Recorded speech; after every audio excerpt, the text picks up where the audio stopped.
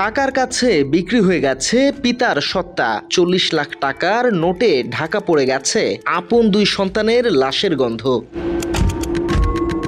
2024 সালের 18 এপ্রিল ফরিদপুরের মধুখালীর পঞ্চপল্লীতে উগ্র হিন্দুত্ববাদীদের নির্মম নির্যাতনে পিষ্ট হয়ে মরতে হয়েছিল দুই ভাই ও পবিত্র কোরআনের হাফেজ আশরাফুল আর আশরাদুলকে। কিন্তু যেন রক্তের দাগ শুকানোর আগেই সেই নৃশংস হত্যাকাণ্ডকে কাগুজে নোটে রূপান্তর করার এক পৈশাচিক খেলায় মেতেছেন খোদ জন্মদাতা পিতা মোহাম্মদ শাহজাহান। 1.5 বছর পর খোদ খুনিদের সাথে গোপন বৈঠকে বসে ছেলের রক্তের বিনিময়ে আপোষ চুক্তি সই করার অভিযোগ উঠেছে এই লোভী বাবার বিরুদ্ধে। অথচ এই রক্তের বাণিজ্যের খবর দেয়া হয়নি সন্তানহারা জন্মদাত্রী মা আয়েশা বেগমকে। তো উপস্থিত কালকে আমি রাত দিয়ে পেলাম কোর্টেতে, আগামীকাল কোর্টেতে ফোন দিয়েছে পিপি, মানে ফোন দিয়ে বলতেছে আপনি কি আয়েশা নাকি? আমি বললাম যে হ। তা বললো কি তুমি কি আশরাফুল আশরাদুলের আম্মু নাকি? আমি হ। বললো যে এরকম আমি বললাম আপনি কে? তা বললো আমি হলো কোর্টের পিপি। তা আমি বললাম যে তাই এর ভিতরে উনি বললো কি যে তুমি তোমার ছেলেদের বিষয় নিয়ে কেউ কি তোমার সাথে আফরোসের কথা বলছে নাকি? তা আমি বললাম যে না, আমার সাথে কোনো আফরোসের কথা বলে নাই, কিন্তু ওর বাবার সাথে বলেছি। সন্তানের রক্তের মূল্য নির্ধারণ করে মনের মতো করে এই বাবা টাকার খেলায় মেতে উঠেছেন। আপনারা এটা মীমাংসার দিকে আসেন। আমি কইছি মীমাংসা আসতে পারি, আমার চাহিদা যদি মিটাতে পারেন আমি আসতে পারি, নালি না। তাই এরমের কথাবার্তা হয়েছে। আমি বলছি আমি 1 কোটি টাকা হলে পারে, আমি 2.5 কোটি টাকা, প্রথমে 2.5 কোটি টাকা বলছিলাম। তবে খোদ স্বামীর বিরুদ্ধে পাল্টা অবস্থান নিয়ে ছেলে হত্যার বিচারে অনড় মা আয়েশা বেগম। এরকম তার বাবা তো মীমাংসা করতে চাই, তা তুমি কি করতেছ? আমি বললাম বাবাই মীমাংসা করলে আমি মীমাংসা করবো না, আমি কোনো আপোষ নাই। আজকে মীমাংসা করবি, পরবর্তীতে ইরাই আবার টাকার বিনিময়ে মীমাংসা করবে, পরবর্তীতে ইরা আপনার বাচ্চারও তো মেরে ফেলতে পারে, আপনারও তো মেরে ফেলতে পারে, তাহলে তো টাকার বিনিময়ে আপনাকে এরকম মীমাংসা করবে। আমি মীমাংসা চাই না, আমার বাচ্চাদের যারা হত্যা করছে আমি ফাঁসি চাই এবং বিচার চাই। কিন্তু কি ছিল সেই গোপন চুক্তিতে? অনুসন্ধানে জানা গেছে এর আগে 1 কোটি টাকায় খুনিদের সাথে দফা রফা করার চেষ্টা ব্যর্থ হলেও এবার প্রধান আসামি ও আওয়ামী লীগ নেতা আসাদুজ্জামান তপনের লোকজনের সাথে 40 লাখ টাকায় রফা করেছেন শাহজাহান। চুক্তি অনুযায়ী মামলা প্রত্যাহারের আগেই 20 লাখ টাকা ঢুকবে শাহজাহানের প্রথম ও দ্বিতীয় পক্ষের সন্তানদের যৌথ ব্যাংক অ্যাকাউন্টে, আর বাকি 20 লাখ দেয়া হবে আইনি প্রক্রিয়া শেষ হলে। এ নিয়ে স্থানীয়দের মাঝে চলছে তীব্র ক্ষোভ। লাইব্রেরিতে বসে 2 জন উকিল আর দুইটা ছেলে মারা গেছে, তার বাপ, তার মা আর আমি কয়েকজন বসেছিলাম। বসে শোনাশুনি হলো। ছেলের বাবা বলল যে আমরা এটা আপোষ করে ফেলছি, আমাদের 40 লক্ষ টাকা আছে। 40 লক্ষ টাকার 20 লক্ষ টাকা নগদ আমার অ্যাকাউন্টে দিয়েছে, যৌথ অ্যাকাউন্টে, আর 20 লক্ষ টাকা এই মামলা যেদিন শেষ হবে একজনের কাছে 20 লক্ষ টাকার চেক আছে, সে মামলা শেষ হওয়ার পরে সেই টাকাটা। যে এরকম একটা ঘটনা শুনছি যে কিছু টাকার বিনিময়ে 40 লক্ষর পরিমাণ, এরকম সমপরিমাণে টাকার বিনিময়ে মীমাংসার পথে অলরেডি বা পেন্ডিং চলতেছে কাজটা। তবে এই কাজটাকে আমি সমর্থন করতেছি না। যেরকম তপন চেয়ারম্যান ছেলেরা করছে ফেসবুকে, মানে এই কথাটা উল্লেখ হয় নাই যে টাকার বিনিময়ে, কিন্তু আজকে শুনলাম যে টাকার বিনিময়ে তারা এরকমের কেস, যে মামলাগুলো এখনও আপনার কোর্টে রয়েছে, মামলা কোর্টেই আছে, কিন্তু এদিক থেকে তারা মীমাংসা করে ফেলছে, এরকম আমরা শুনতেছি। সেই তপন, সে মুসলমান নামে কিন্তু আজকে মুসলমান না, সে এখন যদি এরকম টাকার বিনিময়ে আজকে এই বাচ্চা দুইটার জীবন কিনে নিতে পারে, ভবিষ্যতে কালকে আমার জীবনও সে নিতে পারে। এর আগে এই ঘটনা নিয়ে বাংলা এডিশনের এক প্রতিবেদন থেকে জানা যায় দুই ভাই কোরআনের হাফেজ ছিলেন। পরিবারের অভাব কিছুটা কমিয়ে আনতে তারা পড়াশোনার পাশাপাশি শ্রমিকের কাজও করতেন। ঘটনার দিন পঞ্চপল্লী বেসরকারি প্রাথমিক বিদ্যালয়ে নির্মাণ শ্রমিকের কাজ করছিলেন আশরাফুল এবং আশরাদুল সহ কয়েকজন। ওই সময়ে বিদ্যালয়ের বাইরে মন্দিরের প্রতিমায় আগুন দেয়াকে কেন্দ্র করে তাদের উপর আক্রমণ চালায় উগ্র হিন্দুরা।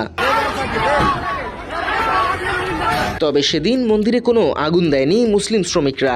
চাঁদা দিতে রাজি না হওয়ায় নিজেরাই মন্দিরে আগুন দিয়ে মুসলিম শ্রমিকদের উপর আক্রমণ চালায় উগ্র হিন্দুত্ববাদীরা। ওই এলাকার হিন্দুদের সাথে চাঁদাবাজির ঘটনায় জড়িত ছিলেন তৎকালীন আওয়ামী লীগ নেতা তপন।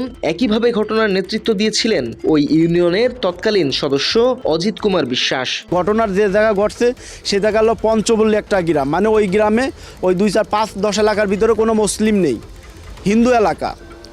এই ঘটনা মনে করেন যে আরও সহজ হয়েছে, আরও তৎকালীন যে আরও সহজভাবে এই ঘটনা ঘটছে যে সব ওই জায়গার আমলিক করতো, ওই জায়গা সব আমলিকেরই এলাকা। ওদেরই দোষে আগুনটা ধরছে। ওই কাপুরই আমি শুনছি এইটুকুই যে ওই কাপড়টা আর কি ওই যে মোমবাতি জ্বালাইছিল, ওই মোমবাতির পারে এসে পড়ে, তখন আগুনটা ধরে যায়। ধরে গেলে ওগের পার চাপ আসে, ওই যে আগের একটু গ্যাঞ্জাম আছে। সে আর কি ওইখানে চাঁদা দাবি করছিল, তাই এরা আর কি দিতে রাজি হয়েছিল না। এদের কন্ট্রাক্টর সাব কন্ট্রাক্টর যে ছিল তার কাছে আর কি চাঁদা দাবি করছিল।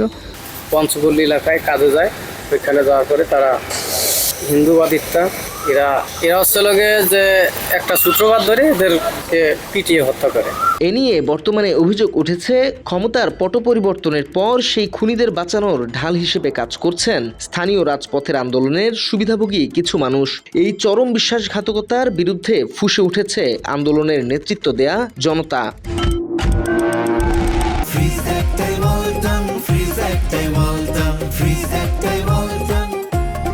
তবে নাটকের সবচেয়ে বড় ট্র্যাজেডি অন্য জায়গায়। এই পৈশাচিক হত্যাকাণ্ডের পর বিচারের দাবিতে যখন ফুঁসে উঠেছিল সাধারণ মানুষ, তখন তৎকালীন স্বৈরাচারী সরকারের পুলিশ ও আওয়ামী লীগের ক্যাডার বাহিনীর করা মিথ্যা মামলায় ফেঁসে যায় বিএনপি ও জামায়াতের শত শত নিরপরাধ নেতাকর্মী।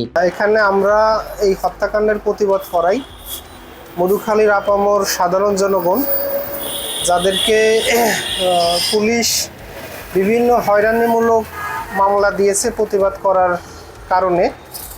তো সেই প্রতিবাদ করার কারণে অসংখ্য মানুষ জেল খেটেছে, অনেক নির্যাতনের শিকার হয়েছে।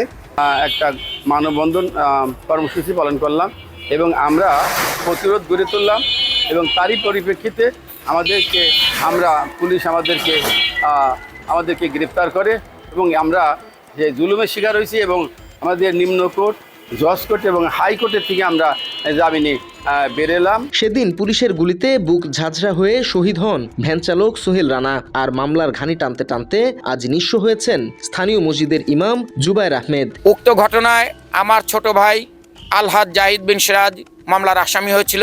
তার অপরাধ ছিল সে ওই আগত সমস্ত জনতাকে দুপুরে পানি খাইয়েছিল, শরবত খাইয়েছিল, রুটি কলা দিয়েছিল। আজ মূল মামলায় যদি টাকার জোরে ধামাচাপা পড়ে যায়, তবে বিচার চাইতে গিয়ে যে শত শত জনতা বলির পাঠা হলেন, তাদের এই অন্ধকারের জবাব কে দেবে, এমন প্রশ্ন স্থানীয়দের। আমি 28 দিন জেল ছিলাম। এর পরের দিন 24 তারিখে পুলিশ প্রশাসন আমাদেরকে গ্রেপ্তার করে। আমরা 4 জন, জামাতের মোট 4 জন আমরা গ্রেপ্তার হই। আমি পঞ্চপল্লীর ওই আন্দোলন হচ্ছিল, ওইখানে গেছিল, যাই ওইখান থেকে গুলি লাগছে, বুকটা ছিল না একবারে। এমন অবস্থা যে উঠে দাঁড়াবে, ই করবে, কি কোনো মামলা দেবে, ই করবে, এগে সে পরিবেশ নাই, এগে সমর্থ নাই, এগে সেরকমের লোকজনও নাই। আমাদের গ্রামবাসীর পক্ষ থেকে একটাই দাবি, টাকার বিনিময়ে কোনো ফায়সালা আমরা চাই না। এইটারে ধামাচাপা দিয়ে কিছু টাকা পয়সার বিনিময়ে এই যে লেয়াজুবা সকল ডিল একটা করতেছে, এটা মোটেও গ্রহণযোগ্য নয়। আর এই ধরনের কার্যক্রমে আমরা প্রত্যাখ্যান করলাম। অপরাধীদের বাঁচাতে পিতার এই ন্যাক্কারজনক আত্মসমর্পণ কি তবে রাজপথের আন্দোলনকারীদের রক্তকে উপহাস করছে? এ নিয়ে স্থানীয়রা সাফ জানিয়ে দিয়েছে, কোনো মীমাংসা হবে না। এই পুরো ঘটনার সাথে অনেকেই জড়িত এবং তাদের প্রত্যেকেরই কঠিন শাস্তি নিশ্চিত করতে হবে। মানে নিজে 2 চোখে যা দেখছি, তাতে টাকা আমার জ্বালামিত কিনে 2 সাইড দিলে ফাঁসি দিতে হবে, আর আমার 2 সাইড দিলে বাইরে মারতে হবে। আমার মনে জ্বালামিত ওর একাল মীমাংসা চালিতে পারে হবে না।